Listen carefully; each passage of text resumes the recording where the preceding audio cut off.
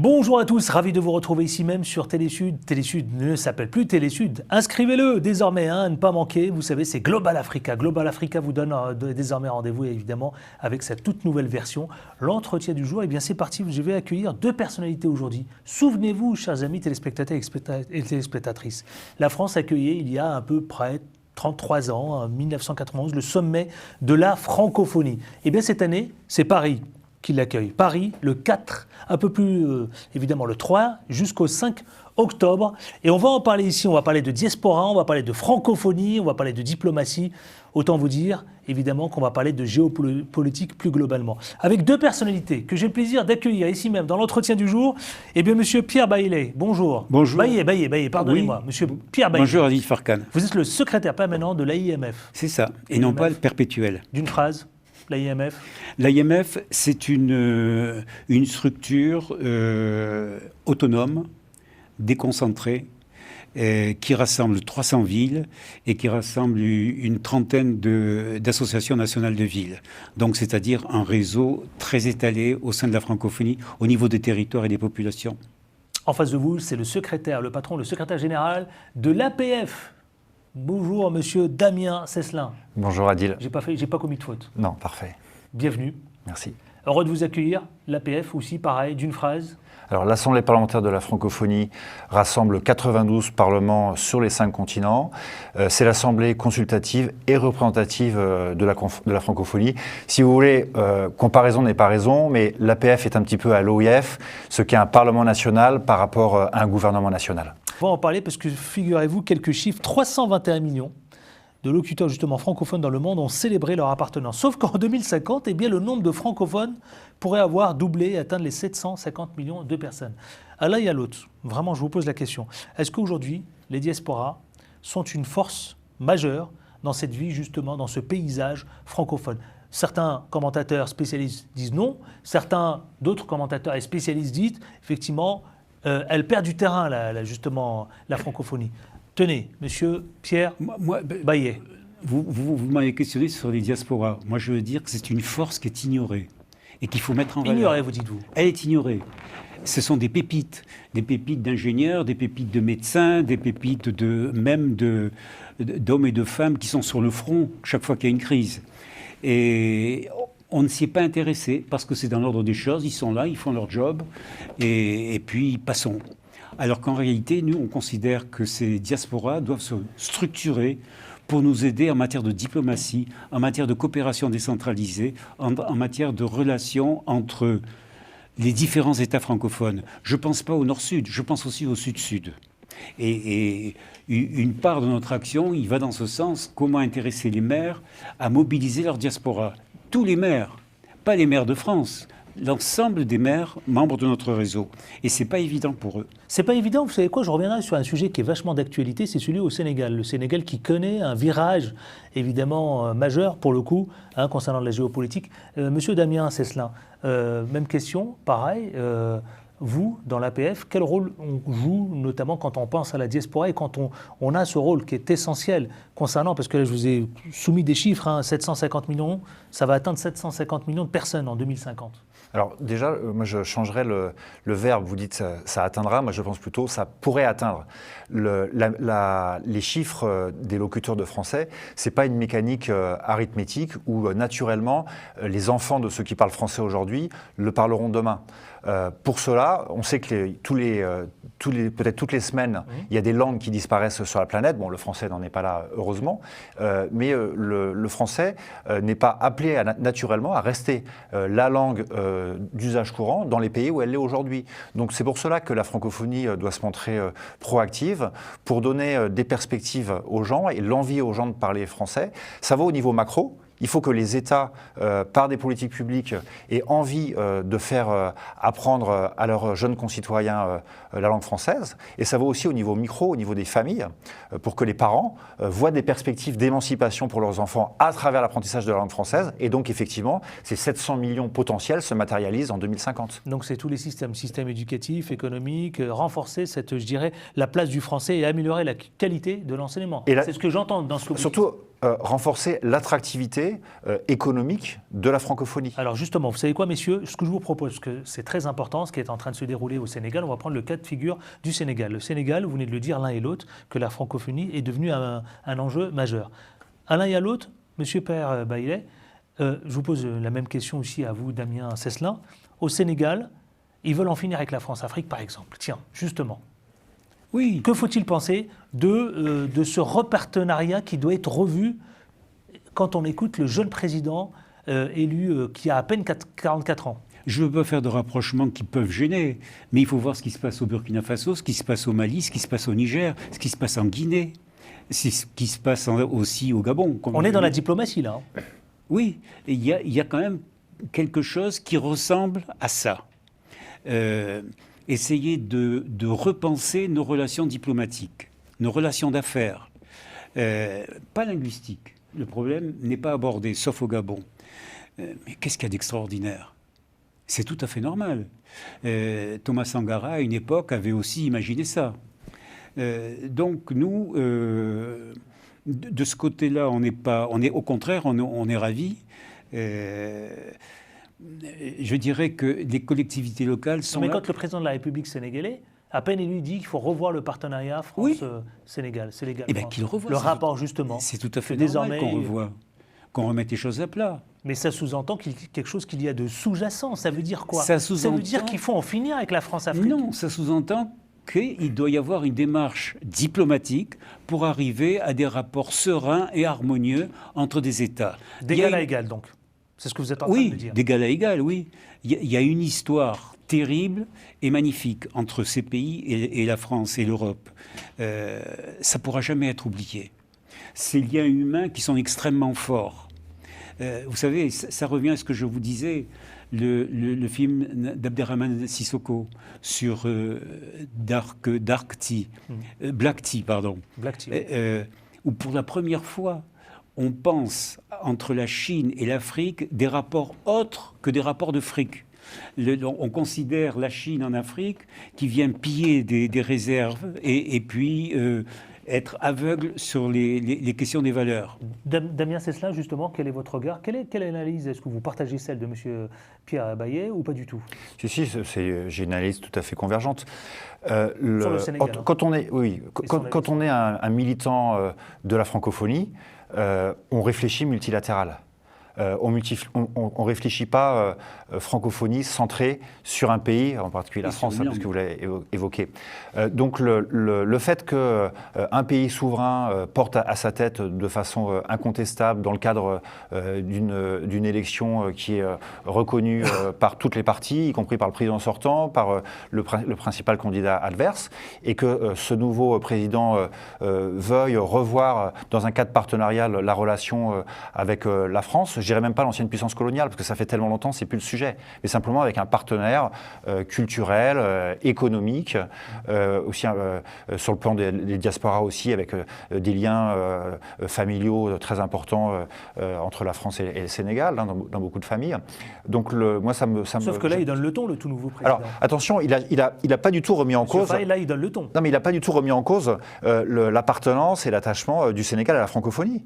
Il a remis en cause des restes d'anciennes pratiques qui peuvent être encore existantes, de type France-Afrique, effectivement. Et moi, je pense que c'est regarder vers l'avenir de façon assez positive. Alors, pour introduire un petit peu de polémique dans le débat... Elle a un rôle à jouer, vous, en tant que secrétaire général, vous avez un rôle à jouer là-dessus Alors, l'APF, globalement, bien évidemment, hein.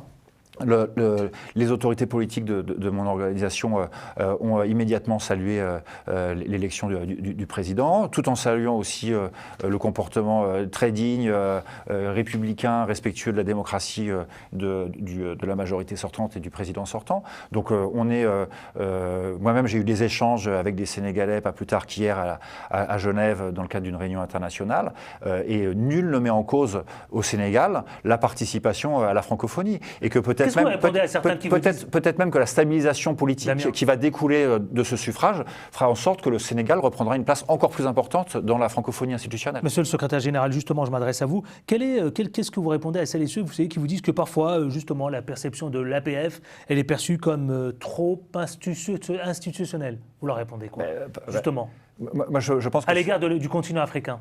D'ailleurs, j'entends pas tellement cette critique-là. Il y a beaucoup, vous savez, d'organismes qui travaillent dans le champ de la francophonie. Des organismes sont davantage institutionnels, c'est l'OIF, c'est l'APF. D'autres sont plus dans le domaine de la coopération centralisée, mais avec une vocation politique, comme l'IMF. Ensuite, vous avez tout un tas d'associations, d'ONG. Donc, je pense que chacun doit travailler dans son domaine. Vous savez que les moyens se restreignent pour toutes les structures. Donc, on ne va pas faire de la société civile à tout bout de champ. Oui, il faut s'imprégner. Vous, en tant que patron, justement, attendez, laissez-moi finir, c'est important. Je vous en prie, allez-y. En fait, on est là pour ça.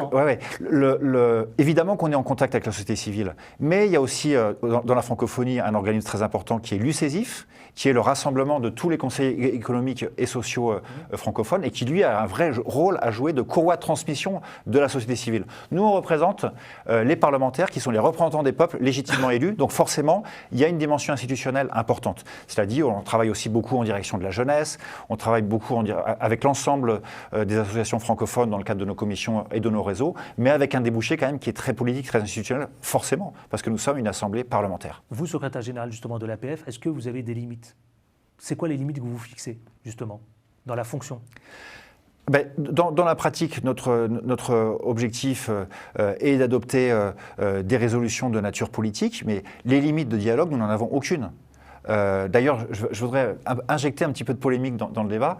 Monsieur Bayet a dit que peut-être au Gabon, il y avait un problème linguistique. Je pense qu'il fait référence à l'adhésion il y a 2 ans du Gabon au Commonwealth. Et moi, je pense que pour un pays adhérer à la fois à la francophonie et au Commonwealth, c'est pas grave. Parmi les fondateurs de la francophonie, on a le Canada, on a Maurice, on a le Cameroun, qui sont tous des pays qui ont adhéré aux 2 structures au départ.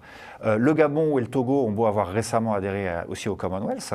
Il y a quand même une démarche politique. Alors, je prends l'exemple du Gabon. La volonté, y compris après le coup d'État du 30 août, des autorités gabonaises, aussi bien au niveau du gouvernement, derrière le général Oligui, que du Parlement, avec le président de l'Assemblée nationale, Ntongu, les 2 ont une volonté farouche de continuer leur insertion dans la francophonie. Mais M. Bayet vous dit qu'il y a une démarche politique. Vous lui répondez quoi? Ils font même preuve d'activisme, ce qui est une vraie démarche politique, de façon à ce que malgré leur coup d'État, ils veulent nous prouver à la francophonie qu'ils ont une démarche juste, honnête, vers une transition démocratique, de façon à rester des partenaires, même dans ce contexte de transition, sans trop dans la francophonie. Bayet? Oui, je dirais que la grande différence qu'il y a entre l'APF et l'IMF et l'Association des maires francophones, c'est que les parlements sont généralement très proches des présidents de République, très proches du chef d'État. C'est clair, ils se construisent des majorités. Pour nous, c'est complètement différent. Au contraire, nous sommes une réunion de métropole et de capitale où les hommes qui sont élus sont souvent en marge. C'est le cas du Sénégal avec l'ancien maire de Dakar, Khalifa Sall. Mais on peut prendre l'exemple de Madagascar à une certaine époque, et de la France, Bertrand Delanoë, Anne Hidalgo. Donc, c'est quand même très différent. Nous sommes beaucoup plus autonomes, nous avons plus de liberté dans la pensée. Ce qui sous-entend qu'ils ne sont pas autonomes, c'est ça? Non. Ils sont moins autonomes que vous? Non, naturellement, ils sont en lien avec les États. Le chef de l'État se construit ses majorités. Enfin, prenons l'exemple de la France. Ils se construisent des majorités. Quand ils n'ont pas de majorité, c'est un problème, c'est un conflit. C'est pour ça que moi, je considère que vis-à-vis de l'IMF, l'APF devrait être un tiers neutre. Il est sûr qu'il y aura toujours sous-jacent une opposition entre une capitale ou une métropole économique puissante, type de Cotonou, de Dakar, de Nouakchott, par rapport à l'État. C'est des puissances économiques, des puissances financières. Oui. Et il y aura donc toujours des conflits de personnes. Il faut un tiers neutre. Et à mon sens, le tiers neutre devrait être les parlements.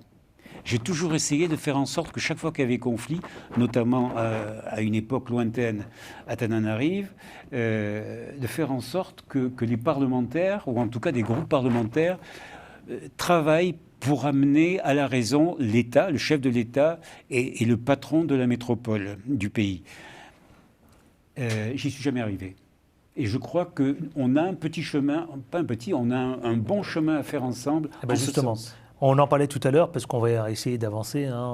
La diplomatie justement des villes, on vous en parliez l'un et l'autre, elle joue en effet 2 leviers justement des politiques à la fois internationales y compris locales. Je voudrais qu'on s'intéresse, vous savez quoi, à cet événement auquel vous avez participé, qui a été organisé par l'Hôtel de Ville de Oui. Paris. On va voir un petit extrait. Vous pouvez nous le commenter juste avant? Il s'agissait de quoi précisément, cet événement C'est qui s'est tenu au diaspora, théâtre diaspora dans le culturel rôle dans le de Paris. développement économique des villes. Là, on parle de diaspora. Oui, Et bien, diaspora. parlons-en justement. Je voudrais qu'on regarde juste un court extrait Oui. justement de cet événement, et on revient en parler parce que l'un et l'autre, on est concernés par la francophonie, mais cette diaspora aujourd'hui, elle émane, elle est là, c'est un véritable vivier, vous le disiez en tout début d'émission. On va regarder ce court extrait de cet événement justement, qui me semble-t-il a été un franc succès. Un triomphe. Un triomphe, parlons-en. Allez, regardons ça, et on revient tout de suite après en parler ici et le commenter.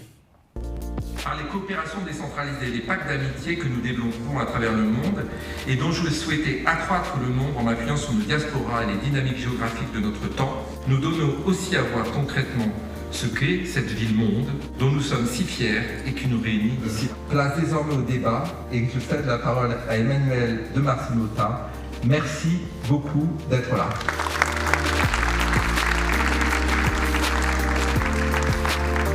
Pour nous, c'est extrêmement important de pouvoir accueillir une rencontre à dimension internationale autour du thème et du concept justement de diaspora, qui a souvent été utilisé au départ pour les Juifs, éparpillés, comme on a dit à une époque dans le monde. Eh bien, cette diaspora, aujourd'hui, elle s'est ouverte, je dirais, à toutes les cultures et à tous les pays du monde. La mémoire, elle est très importante pour moi, mais c'est votre mémoire dont il s'agit, c'est notre mémoire, ce n'est pas simplement mon histoire personnelle. Il se doit que nous fassions justement dialoguer ces mémoires, mettre ces histoires et ces mémoires en partage. Il faudra savoir bien raconter, mais lui se demande, mais bien raconter c'est quoi? Il faudra peut-être aussi un peu d'artifice, et un peu d'artifice, c'est de la culture. Un peu d'artifice, il le disait lui-même. Et moi, je vous pose la question à l'un et à l'autre. Effectivement, aujourd'hui, on a ce vivier de diaspora en Europe, mais on va s'intéresser, vous savez quoi, à la France. Et pourtant, la francophonie, elle intéresse peu. Pourquoi elle intéresse si peu, justement, encore en France? Et quand on a justement cette caisse de résonance en direction de la diaspora, je posais à vous deux, messieurs, c'est un véritable... Non mais, donc ça sous-entend qu'il y a un échec quelque part. Adil, parce que pour vous, francophonie, c'est un mot. En réalité, francophonie, ce sont les États. Les États et leur Parlement. Mais c'est beaucoup moins la société civile et pas du tout les collectivités locales. C'est un autre niveau. Sauf que l'enjeu a changé. Depuis une dizaine d'années. À mon avis, l'enjeu a changé. Depuis une dizaine Si d'années. on veut des sociétés équilibrées, des sociétés stables, il faut s'appuyer sur les maires. On s'est rendu compte avec Covid que c'était incontournable. Vous savez, cette réunion dont vous venez de parler, il a fallu pratiquement 1 an pour y arriver. Et ça, c'est l'œuvre d'Arnaud Ngacha, avec l'appui d'Anne Hidalgo. Arnaud Ngacha, le maire adjoint, le maire adjoint aux relations justement internationales extérieures et à la francophonie. et de la francophonie pour la ville de Paris. Sans lui, j'y serais pas arrivé. Ça, c'est clair. Et puis le soutien d'Anne Hidalgo. Donc, il y a vraiment un engagement. Quelques maires étaient présents d'ailleurs, quelques maires africains, je Le parle. maire de Douala était là, entre autres, oui. Entre autres. Donc, il y a un engagement politique fort. C'est ça. Mais quel signal on envoie? Justement, ma question est simple. Quel signal on envoie? Vous, la IMF, vous envoyez quoi comme signal quand on parle de diplomatie, quand on parle, vous savez quoi, d'enjeux concernant la diaspora? Oui. Alors, diaspora égale diplomatie. C'est-à-dire comment la diplomatie, c'est comment on fait en sorte que les femmes et les hommes du monde s'entendent à peu près bien. Ça veut dire quoi? Ça veut dire que derrière, il y a des valeurs d'éthique, des valeurs de bienveillance, de respect des diversités, de respect d'inclusion, de valoriser le savoir de l'autre sans crainte. C'est ça, la vraie diplomatie. C'est pas l'affirmation de soi. C'est pas la diplomatie, c'est pas l'affirmation d'un ego.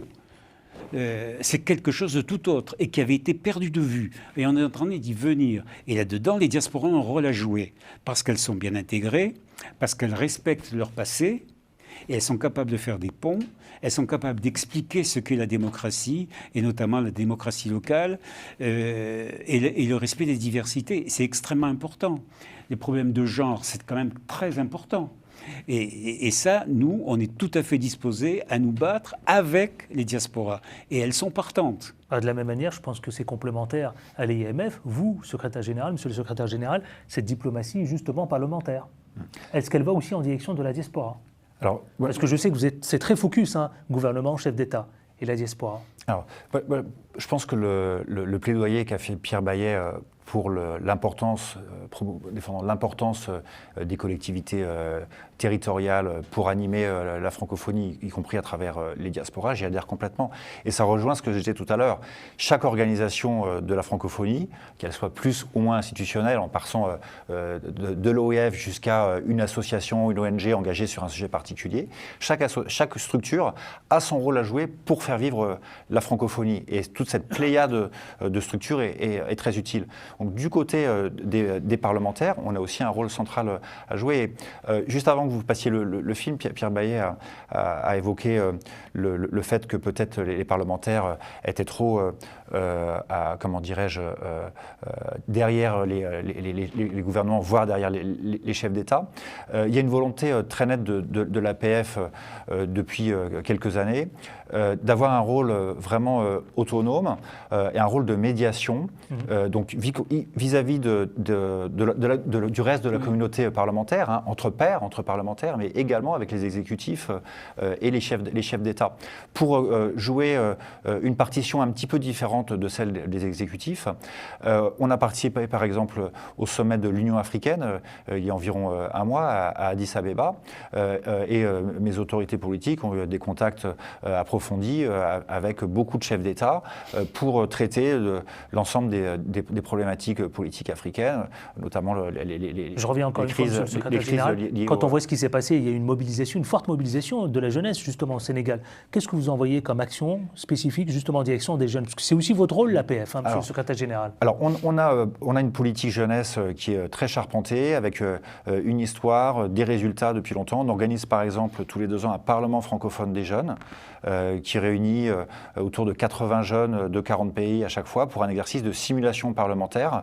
Et on est en train de structurer l'ensemble des alumni de cet événement, donc le Parlement francophone des jeunes, pour créer une association mondiale maintenant de jeunes professionnels qui sont insérés dans tous les milieux professionnels pour essayer de véhiculer les valeurs du parlementarisme et de la démocratie parlementaire qui se fait tailler des croupières, hein, il faut le dire, dans beaucoup de pays, notamment africains, mais pas seulement. Hein. En France, on a aussi les gilets jaunes. Au Canada, les manifestations de routiers qui ont bloqué les grandes villes. Donc il y a besoin de mobiliser pour montrer les vertus de la démocratie parlementaire et pour imaginer aussi ce que sera la démocratie parlementaire et représentative de demain, parce qu'il faut la faire évoluer. On voit que le taux de participation aux élections baisse un peu partout, pas au Sénégal d'ailleurs dimanche dernier. Pas au Sénégal. Il y a eu une énorme mobilisation des jeunes, énorme. Y compris, on parle beaucoup des diasporas sur ce plateau, dans les bureaux de vote en France, on n'a jamais vu autant d'électeurs et autant d'électeurs jeunes. Donc ça montre aussi que ce n'est pas une fatalité et que ça rafraîchit aussi la démocratie, que des mouvements politiques innovants, parfois qui rompent avec les habitudes, arrivent à émerger. Et ça peut aussi provoquer des espoirs, mais après des espoirs qu'il ne faut pas décevoir. Et dans ce cadre, je pense que la francophonie a aussi un rôle très important à jouer pour montrer qu'elle peut comprendre aussi ces évolutions des jeunesses qui sont tellement dynamiques en Afrique. Alors il y a un autre domaine sur lequel on a un projet structurant. Il y a un autre domaine sur lequel on a un projet structurant. On voudrait élaborer une doctrine sur la mobilité citoyenne dans l'espace francophone. Parce qu'il y a trop de créateurs, et c'est pile poil d'ailleurs le thème du sommet, créer, innover, entreprendre en français. Il y a trop de créateurs de richesses, d'emplois, de savoir, de culture, de sciences, de résultats sportifs, voire des créateurs de politique, à savoir des parlementaires, peut-être même des maires et des ministres qui sont bloqués pour circuler dans l'espace francophone avec des démarches, des logiques vexatoires sur les visas. Donc il faut bien comprendre que toutes ces personnalités si utiles à la francophonie, quand elles veulent venir en France ou au Canada, c'est pas pour venir ensuite alimenter l'immigration clandestine. C'est pour être de passage, pour participer à des échanges, pour faire fructifier la francophonie. Ouais, et donc, c'est notre optique, l'optique de l'APF, dans la perspective du sommet de Paris et de Villers-Cotterêts d'octobre prochain, de produire une doctrine sur la mobilité citoyenne pour ensuite essayer de convaincre les exécutifs de faire bouger leurs pratiques, même pas des législations d'ailleurs, c'est des pratiques consulaires, de faire bouger la pratique consulaire pour améliorer la mobilité citoyenne en francophonie. On me signale qu'il reste 1 minute à peine et j'aimerais quand même qu'on parle de la décentralisation justement concernant l'IMF. Qu'est-ce que vous entendez par la décentralisation quand on pense au continent africain ? Comment il se joue, justement? Mais Comment elle se joue il y a une démarche. La France a investi beaucoup dans la décentralisation en Afrique. La question est de savoir si c'est de la déconcentration ou une réelle décentralisation. Et si véritablement il y a des transferts de pouvoir. Des transferts de pouvoir, il n'y en a pas. Il n'y en a pas. Prenons l'exemple de l'IMF. Je vous ai dit que c'était une organisation autonome et décentralisée. Ça veut dire que... Mais sur le transfert de pouvoir, monsieur le secrétaire permanent, c'est aussi le rôle de l'IMF, non? Oui. Donc, ce n'est pas une équipe de 10 personnes qui va gérer un réseau de 300 villes et de 30 ou 35... 330 capitales, précisément. Oui. Donc, il y a tous ces experts 56 qui irriguent notre réseau et qui nous aident à développer. Mais tout ça, c'est encore une fois... Quelle valeur on porte? On est en pleine diplomatie là-dedans. La décentralisation, c'est aussi l'équité, la diversité, l'inclusion. C'est la bienveillance. Si vous n'avez pas ça, vous vous recentrez. Et la francophonie, je ne suis pas sûr qu'elle soit véritablement dans cette... Allez, d'un mot, messieurs, comment vous voyez la francophonie d'aujourd'hui et de demain, justement vous, parce que vous êtes secrétaire permanent de l'IMF, d'un mot, et puis vous, le secrétaire général de l'APF, comment vous voyez la francophonie? Parce que le monde a changé, le monde bascule, on est en train évidemment, on vient d'assister évidemment d'un cas de figure très précis, c'est celui du Sénégal, et puis dans d'autres pays, ça va donner d'autres idées. Comment vous voyez? On a affaire évidemment à un monde qui est en train de basculer. Moi, de toute façon, ce qui se passe au Sénégal, c'est l'expression de ce qui se passe dans beaucoup de pays en Afrique, et bientôt en Asie du Sud-Est. Moi, je vais vous dire que, encore une fois, je reviens aux valeurs. Qu'est-ce qu'on va porter comme valeur? Qu'est-ce qu'on va porter comme message? Et nous, à la francophonie, on va porter comme message l'urbanisme. Qu'est-ce que doit être un urbanisme qui rassemble, qui rapproche, qui permette aux individus de s'épanouir? Ce n'est pas des successions de gratte-ciel, mais ce sont des espaces communs, des espaces à vivre. Et à mon sens, la francophonie devrait nous aider à porter ce type de message. L'urbanisme pour l'IMF? Pour vous, monsieur le secrétaire général de l'APF, c'est quoi? Pour moi, la francophonie, pour qu'elle ait de l'avenir, il faut qu'elle concilie à la fois les racines et les ailes. Les racines, c'est le français en partage, en mode en pâté bas, hein, c'est-à-dire en fonction des différentes cultures, des différentes civilisations, mais qui ont cette langue de communication et de partage qui permet de valoriser l'ensemble des cultures de l'espace dans une perspective universelle, voire universaliste, et en tout cas humaniste. Et la francophonie des ailes, c'est une francophonie qui est capable de créer de la richesse, de créer de l'emploi, de donner un avenir à ces potentiels 700 millions de futurs francophones que vous évoquiez. Effectivement, un peu plus de 700 millions, 750 millions. Merci, c'était très intéressant. On pourrait faire presque une heure avec vous, hein, messieurs. Merci infiniment. Merci au secrétaire général donc, de l'APF, monsieur Damien Cesselin. Au plaisir, à bientôt. Merci. Merci à vous, monsieur le secrétaire permanent de l'IMF, monsieur Pierre Baillet. Oui. Merci infiniment, monsieur. C'était un plaisir, évidemment, de parler de francophonie, de diaspora. Eh bien, vous pouvez continuer à commenter tout cela. Restez fidèles, non pas à Télésud, mais à Global Africa, notez-le bien. Et on se retrouve très bientôt pour un autre entretien du jour. Et d'ici là, portez-vous bien. Ciao, ciao.